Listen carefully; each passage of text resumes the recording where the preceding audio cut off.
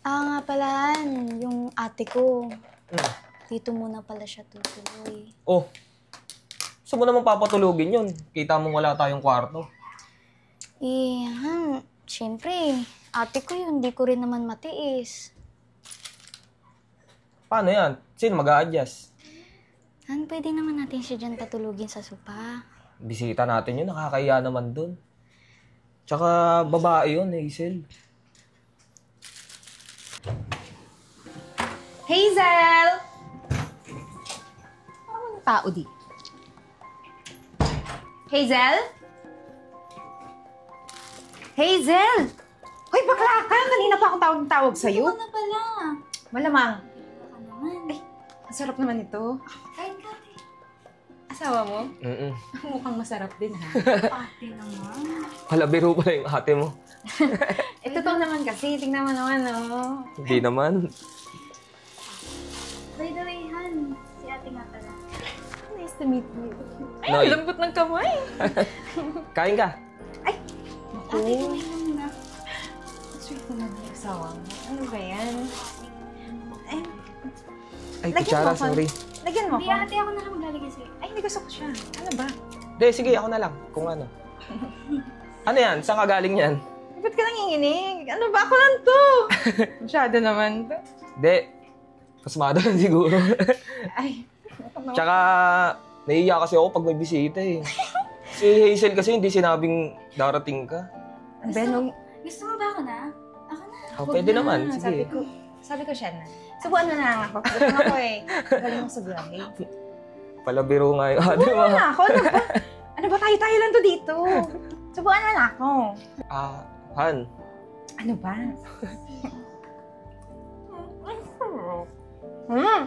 Saka lang. Asan yung kwarto ko? Pagod ako eh.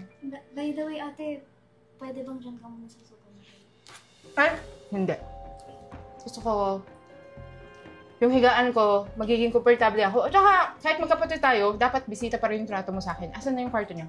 Oo nga Dalawa. naman. Sige. Ayun, doon. Isa lang kasi yung kwarto namin eh. Ay, okay lang. Ano ba? Kahit tabi-tabi tayo, walang problema. Ay, samahan mo ako. Hindi. Hindi. Kayong magkapatid, okay na kayo. Sige, magtabi na lang kayo.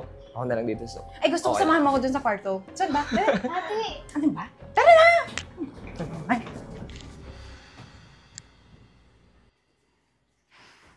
Pa yan? Hazel, hindi ako sanay na may katabi. Ang init-init pa. Alis na dito. Sirang beauty ko dito.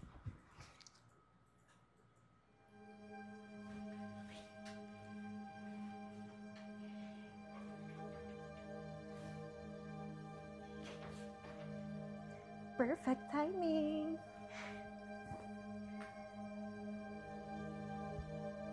Cute talaga dito.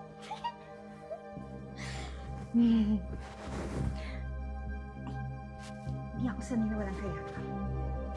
Dapat ka dito.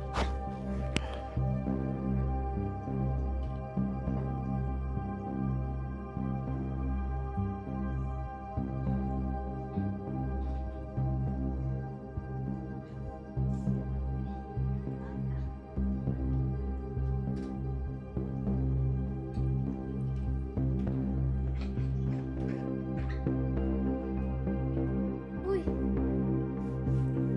Anong ginagawa niyo? Ay, naman! Ito naman si Hazel. Masyado namang OA. Ano ginagawa? Ba't katabi na kita? Bakit magkatabi kayo? Hindi ko alam. Wala akong... Wala kang alam? Ganito kasi yun. Kasi nga, kagabi, ang init-init. Nakita ko pwede pala dito humiga. Kaya tumabi na lang ako kay Noy. Noy naman, respeto naman! Kapatid ko yan! Ano ka ba, Hazel? Okay lang yun. Kapatid mo naman ako, di ba? Huwag ka na magalit sa kanya kasi masarap naman yung tulog ko kagabi. Kaya Tsaka okay lang yun. Tsaka natutulog ako. Paggising ko, nandiyan na siya. Wala akong alam. Wala. Ano ba, huwag na kayo mag-away. Kung ako sa'yo, magluto ka na lang ng almusal kasi gutom na ako para makakain ako ng dalawa. Okay ba yun? Sige na!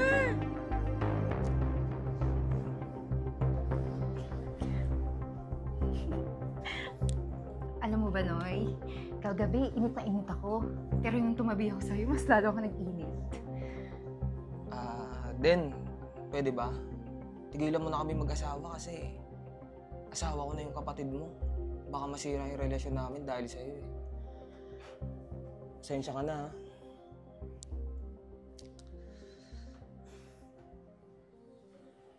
Pakipot pa, alam ko namang gusto niya. Oh, ano ba yung gusto mong sabihin sa akin? Wala namang gustong... Nandignan mo, di ba? Kinakabahan ako kaya ganito yung... Nabubulol tuloy ako. Eh, kasi naman may problema na naman ako. Ano ba kasi yun? Bakit di mo sa akin sabihin? Pwede mo naman kong kausapin agad, di ba? Eh, Marimar, kanina kasing umaga, pagising ko, nakita kong magkatabi yung ate ko tsaka yung asawa ko. Ano? Mabuti naman, Noy, pumayag ka na lumabas tayong dalawa. Tsaka ano ba nagustuhan mo dun sa kapatid ko? Itignan mo naman, no, hindi marunong mag-ayos. Bata-bata pa, mukha ng losyang. Kung ako sa'yo, sa akin ka sumama.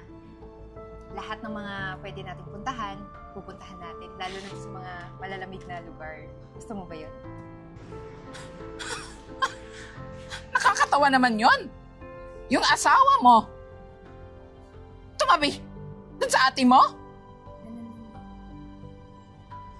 Diyos ko. Ako, Hazel, kabahan ka na. Iba na yung mga galawan ng mga higad ngayon. Kahit ate mo pa yan, kayang-kaya kang patusin nun. Feel ko nga din, may gusto siya sa asawa ko. Noy, di ba sabi ko ako bahala? Magtiwala ka sa akin. Wala akong pakialam, basta ang importante, kasama kita. Masaya ako. Masaya ka rin. Alam ko naman gusto mo ako eh. So, anong balak mo? Anong gagawin mo? Bakit hindi mo palayasin yung babaitang yun? Ayan mo ba humantong na maagaw yung asawa mo? Hindi ko alam eh. Ano ba? Sabi ko nga, di ba? Wala akong pakialam kahit malaman niya. O siya, sige na. Ano? Order na tayo? O, gusto mo ako i-order mo? Take out na ako.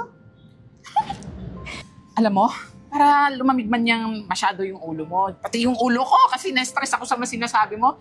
Mas mabuti pa, magpalamig muna tayo. Ha? Punta muna tayo ng restaurant. Sige. Sige na, treat kita. Oh, diba? Dito tayo mag-refresh. Sabi ko naman kasi sa'yo, ang ganda-ganda ng restaurant na to, kaso may basa. Halika na. Oh, dito tayo sa take.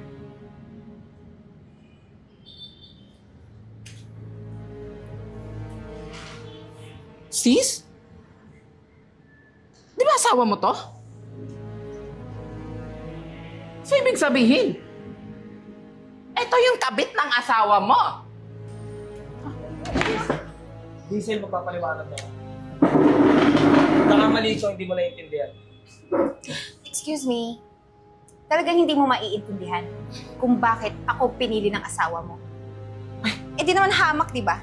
Maganda, sexy, di katulad mo. Hoy! Kilabutan ka nga sa mga sinasabi mo. Ano sabi mo maganda? Bakit hindi ba? Saan parte yung maganda sa'yo, ha?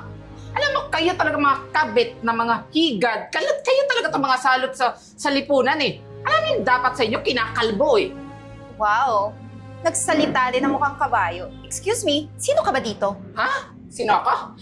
Ako lang na ang nag-iisang Diyosa ng kagandahan. Ako si Marimar Santibanez. Saka ikaw, kabit ka, ha? Ang kapal naman ng mukha mo. Nakikiapid ka sa taong may asawa? Eh bakit? Diba, ako pinili ni Noy. So yung babaeng yan, kahit kapatid ko pa yan, wala akong pakialam. Ay, Kasi, mas gusto ko si Noy at dapat sa akin na siya. Diba? alam mo, ginayuma mo lang ata tong asawa ng best friend ko, eh. Kasi, di hamak na mas maganda naman siya kaysa sa'yo. Tingnan mo yung bibig mo, ang laki-laki, tsaka, yung mukha mo, ang pangit-pangit mo lang at chararat ng pagmumukha mo, oh. I'm sorry, nagayuma siya sa beauty ko. Oh my gosh, nakakahiya naman. Nahiya naman si San Pedro sa'yo. Hindi, tama na. Hindi. Den, mahal ko yung asawa ko. Sorry. Noy, di ba? Pumayag ka naman ha. Lalabas-labas tayo. Hindi ako pumayag. Wala tayong pinag-usapan. Mahal ko si Hazel. Sinungaling ka. Hazel, sorry. Magsama kayo! Noy, ano ba? Impacta, dyan ka lang ha? Dyan ka lang. Alam mo ikaw, kulang ka sa kulang ka sa disiplina eh. Disiplina? Alam mo, bagay sa'yo, kinakalboy. Halika nga rito. Pwede ba tumahimik ka? Huwag mo! Ikaw, alam mo Ano ba? Alam mo, Sira ikaw. yung beauty ko! Yung kagaya mong pangit na, hindi na lumalandi sa may asawa. Hoy, mas mapangit ka! Huwag mo ako dito duro-duro! Alam mo yung mukha mo dapat itago, ikulong mo na lang yan sa kwarto kasi wala namang, alam mo yun, Hoy! pagiging makati mo lang naman kaya. Yan ang tago mo! Kaya lang naman may lalaki nagkakagusto sa'yo kasi makati. Manahimik ka! Alam mo, halika nga. Ano ba? Umalis ka! Aray ka! Sel, ano ba? Bakit aalis ka? Saan ka pupunta?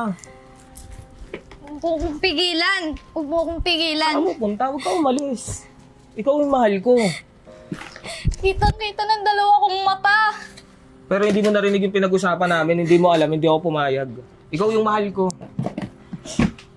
Ikaw umalis. Pag-usapan natin to. Noy, ano ba? Sel, ikaw yung mahal ko. Kaya nga kita pinakasalan eh. Ikaw yung pinakasalan ko. Huwag mo akong hawakan.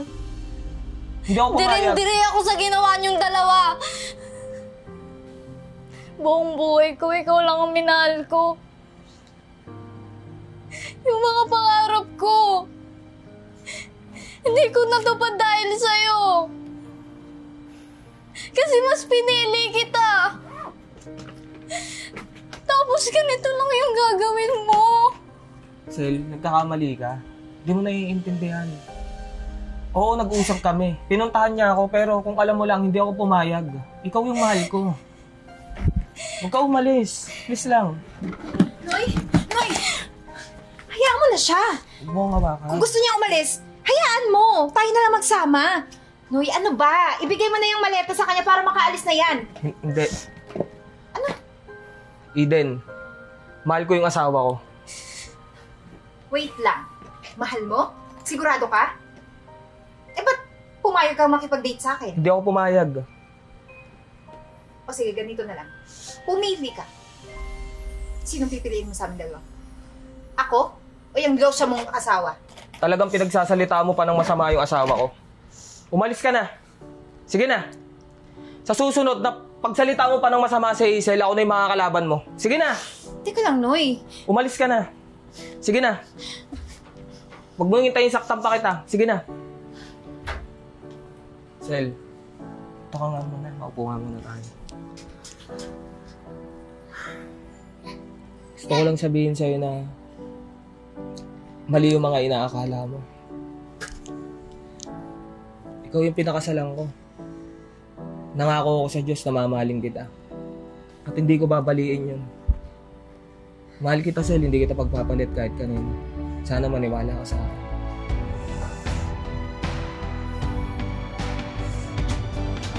Salamat kasi ako pa rin yung pinili mo kahit mukha na akong losyang. Huwag kang magsalita ng ganyan. Ikaw pa rin yung Hazel na nakilala ko. Yung maganda sa mga mata ko. At iibigin ko habang buhay.